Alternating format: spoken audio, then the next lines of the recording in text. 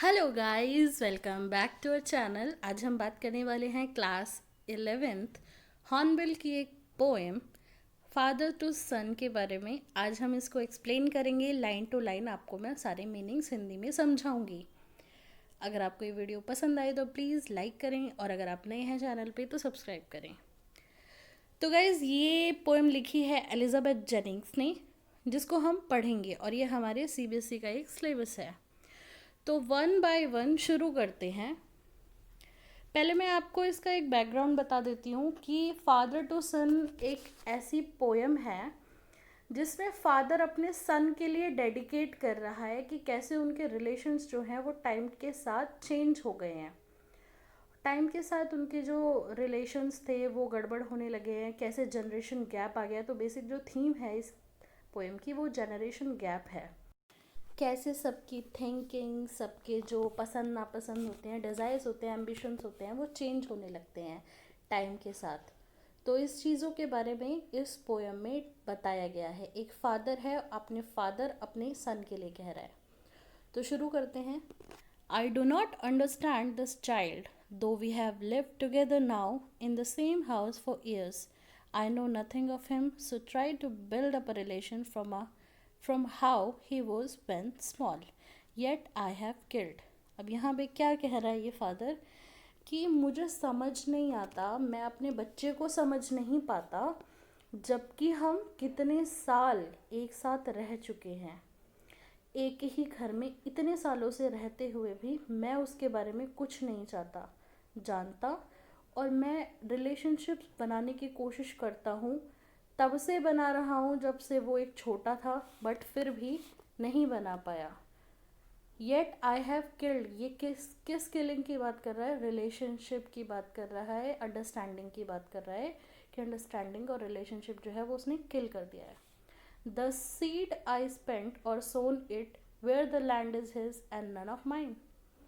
We speak like strangers, there is no sign of understanding in the air. This child is built to my design, yet what he loves I cannot share. यहाँ पे क्या कह रहा है? Seed की बात कर रहा है वो अपने बच्चे के लिए, वो अपने बेटे के लिए कह रहा है कि जो बीज मैंने बोया, और जहाँ बोया क्या ज़मीन उसकी हो गई, मेरी नहीं है। तो वो क्या कह रहा है कि जब बच्चे बड़े हो गए, मतलब बोया, सारी केयर करी, जैसे एक सीड की केयर की जाती है, उसको बोया जाता है, उसमें खाद पानी सब कुछ डाला जाता है, प्रॉपर सनलाइट दिखाई जाती है, तो उसी तरह से एक छोटे बच्चे की भी केयर होती है, उसको खाना पीना, चलना फिरना, बोलना सब कुछ सिखाया जाता है। तो वो कह रहा है कि जो लैंड है, यानी कि उसकी खुद की जो लाइफ है, क्या वो सब उसकी अपनी ही हो गई है, मेरी एक भी लाइफ नहीं रही है उसकी, या मेरा कोई हक नहीं है। तो वो इसी को, अपने बेटे को सीट से कंपेयर कर रहा है। वी स्पीक लाइक स्ट्रेंजर्स, हम स्ट्रेंजर्स की तरह बात करते हैं, और हमारे बीच कोई भी अंडरस्टैंडिंग नहीं है। There is no sign of understanding in the air, मतलब कोई भी अंडरस्टैंडिंग हम दोनों के बीच में नहीं बची है। This child is built to my design, yet what he loves I cannot share. ये जो बच्चा है वो मेरी डिज़ाइनिंग है, यानी कि मैंने इसे पाल पोस के बड़ा किया है, जैसे मैंने चाहा मैंने इसको परवरिश दी, संस्कार दिए, लेकिन फिर भी जो उसको पसंद है मैं वो शेयर नहीं कर सकता। क्यों? क्योंकि जो उसके एम्बिशंस हैं, जो उसके डिज़ायर्स हैं, वो फादर को नहीं पसंद, तो फादर उन चीज़ों को शेयर नहीं कर सकता। मैं आपको एक एग्जांपल से बताती हूँ। सपोज़ माँ बाप बच्चे को घर का अच्छा खाना, सारी चीज़ें खिला खिला के बड़ा करते हैं। बड़ा होने के बाद उस बंदे को पिज़्ज़ा पसंद आता है, बर्गर पसंद आता है, जो कि उसके फादर या मदर को नहीं पसंद, वो नहीं खाते। तो उसी तरह से यहाँ पे हम एग्जाम्पल को कनेक्ट कर सकते हैं कि what he loves what, pizza. I cannot share, मैं शेयर नहीं कर सकता क्योंकि उनको तो वो चीज़ पसंद ही नहीं है। तो ये बेसिकली एक एग्जाम्पल था आपको ये लाइन समझाने के लिए। थर्ड पैराग्राफ पे आते हैं।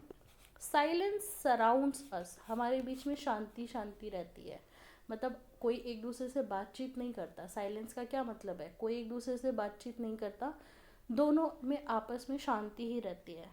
आई would have him prodigal returning to his father's house the home he new.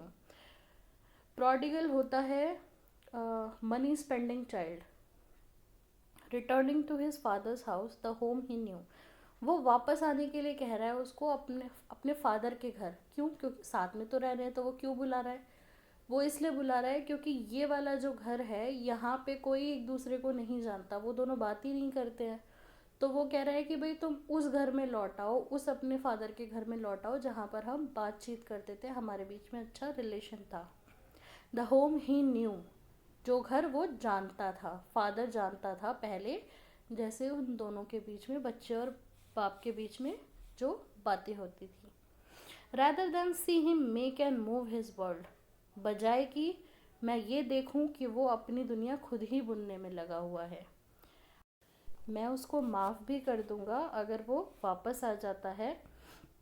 Shaping from sorrow a new love, shape करूं मतलब जो सॉरो है, मतलब मैं अपने दुख से निकल के उसको प्यार दूंगा, एक नया प्यार दूंगा। लास्ट स्टैंजा है इस पूरी पोएम का, father and son they both must live on the same globe and the same land.